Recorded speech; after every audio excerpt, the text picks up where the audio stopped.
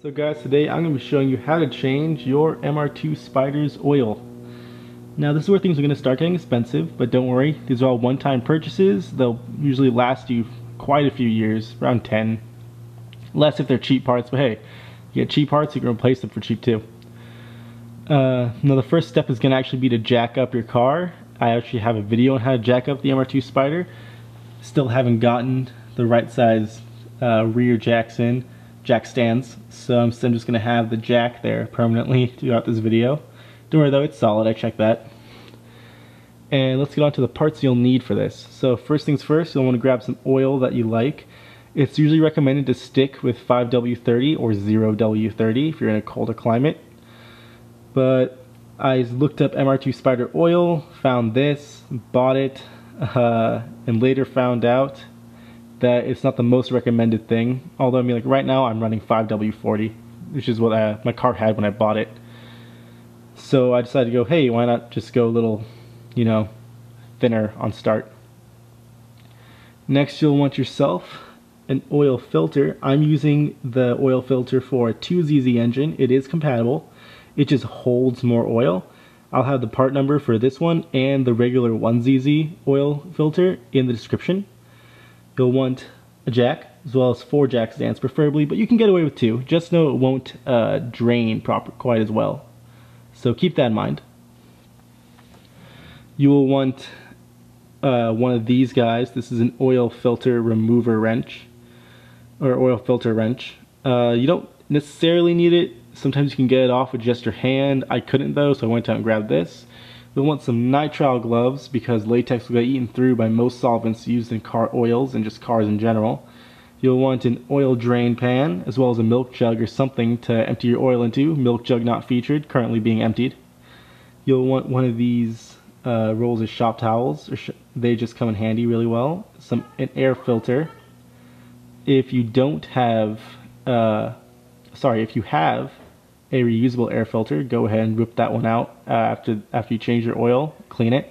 Usually a good idea to clean your air filter or replace it with every oil change. That's 5,000 miles, full synthetic. Always go full synthetic with the MR2 Spyder. And also a oil filler funnel. I got this small one because it can fit under the member brace, even if it can't fill all that fast. You can also get the ones that have the pipes leading off the bottom, or the MR2 Spyder oil filler funnel thing. I can't know exactly what it's called, but you can buy it on Key Techniques, and it's just like this little extender thing that sits on the cross member brace on the top above your engine compartment, and it lets you put a regular sized funnel in. And last but not least, you'll want a 14mm socket wrench. That's to pull out the oil pan gasket. Alright, so let's get started. So the first thing you want to do is locate your oil drain pan. And on the MR2 Spyder, it's right here next to the right side wheel. You can see it has this guy right here. Also make sure it has something underneath your car like cardboard, or I have this tarp I usually keep down here. That's just because you don't want any oil getting anywhere. Stuff's a real pain to get out. And it has this guy right here. So what you're going to do is take this out. It's a good idea before this sometimes just to take out or loosen the oil filler cap up above, just because that if you don't take that out, you could end up with a vacuum. You won't get all the oil out. It's also a great idea to run the car hot and then let it cool for about 30 minutes to an hour before you do this. So let's get started. So this is where that 14mm socket comes in handy.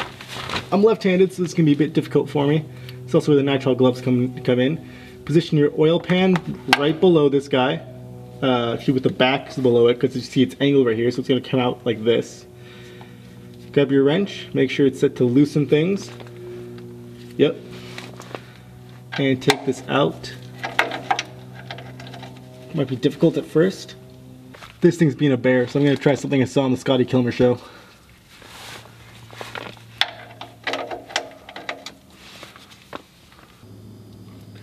So this wasn't quite working alone, so I thought to myself, what would Scotty Kilmer do? And I decided to whack it with a mallet. And lo and behold, that got it off. Once it's off, just use your hand, and there will be some oil seeping out.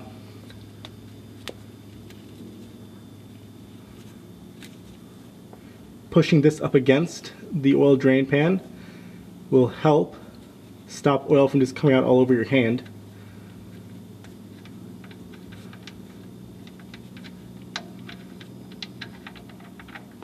Yep. Oop. There we go.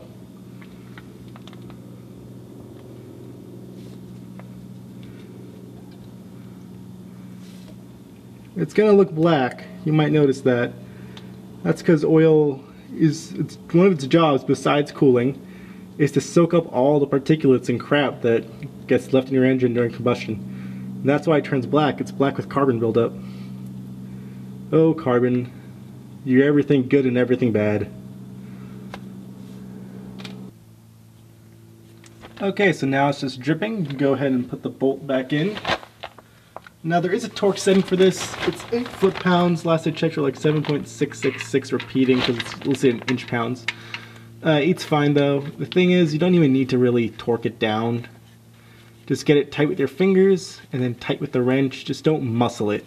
Mine was muscled on last time, or just the heat sealed it on really tight. It's not a critical thing. Just don't make sure you're not leaking oil.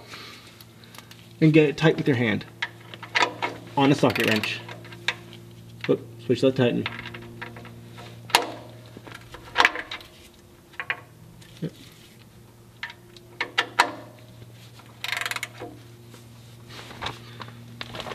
There we go.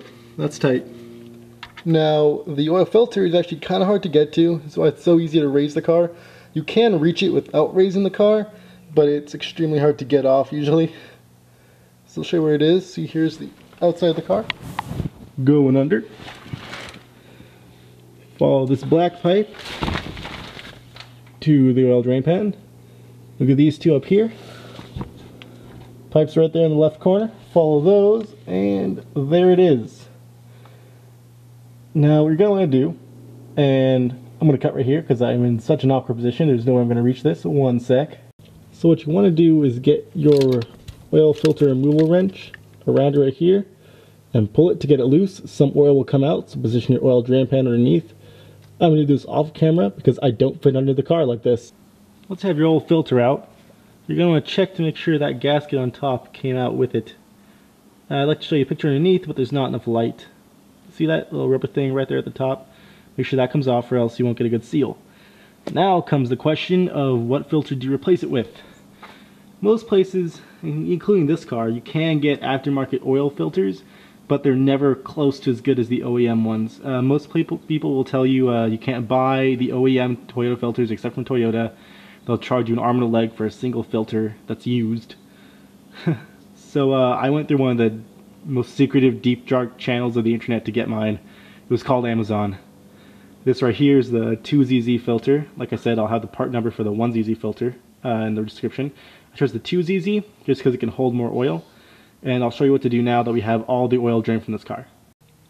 So part of this process involves putting a little bit of oil on and in our new oil filter.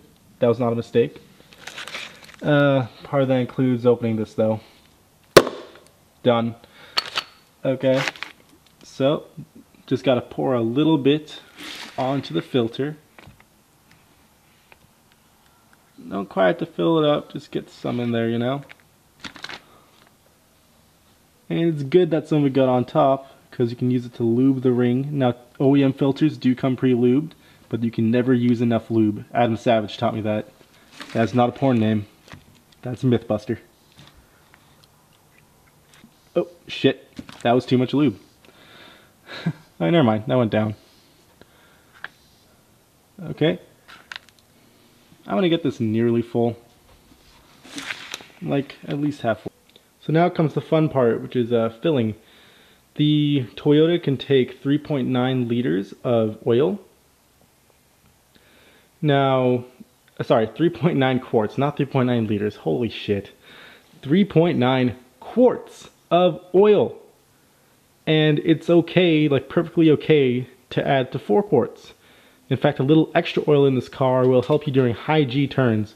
Because as everyone knows, in the Toyota MR2 Spyder, with the sideways oil pan and everything, high G turns can sometimes starve the engine of oil. That's never a good thing. So going a little overboard is totally okay. Now it's a good time to take a look at this guy right here. This is the little transparent thing on the outside of all oil containers. And the left side, as you can see, is in liters, the right side in quarts. It's a 5-liter container, sorry, 5-quart container. Make sure to always check that. 5 US quarts, or 4.73 liters.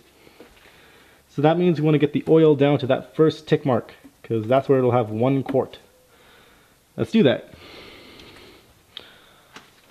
And it's also a good idea to check the dipstick as you do this. Nice and slow, because I have a very small funnel.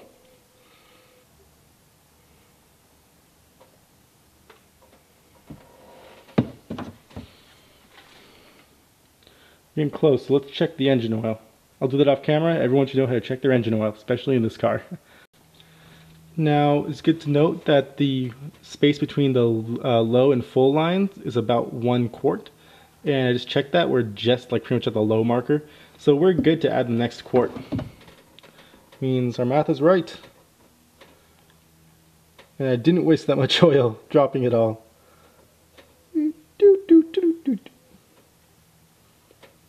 About a quart. Level surface. Not quite, but half quart. Quart. Getting weird.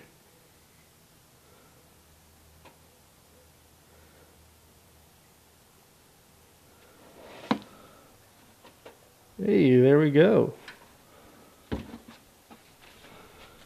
I think we did that pretty well. Now let's check the dipstick one more time. So our oil was all good, exactly where it had to be, just a little bit above full. So that's it. Now lower your car, drive it around, check your oil dipstick again, make sure you don't get an oil level light coming on. Make sure you don't get any leaks. And that's about it. Hope you guys enjoyed, and I hope your cars are all running fine. Have a great day, guys.